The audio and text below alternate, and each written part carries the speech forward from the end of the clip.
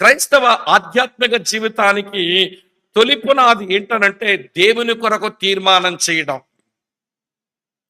దేవుణ్ణి విశ్వసించడానికి, దేవుణ్ణి వెంబడించడానికి మనం దేవుని కొరకు తీర్మానం చేయటం, అది మన ఆధ్యాత్మిక జీవితంలో అది ఒక ఫౌండేషనల్ ఫ్యాక్ట్. ఇది లేకపోతే తర్వాత ఎన్నొచ్చినా అది అనవసరమే.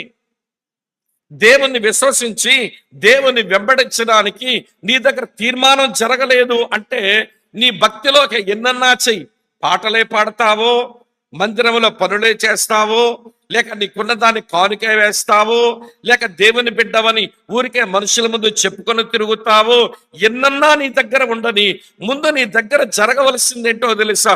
దేవుని కొరకు నువ్వు చెయ్యవలసిన తీర్మానం. ఈ రోజున యవ్వన తరానికి ఇది లేదు. ఈ రోజున చాలా మంది యవనస్తులు దేవుని కొరకు తీర్మానం చేయడంతో వాళ్ళ భక్తి మొదలు పెట్టలేదు కానీ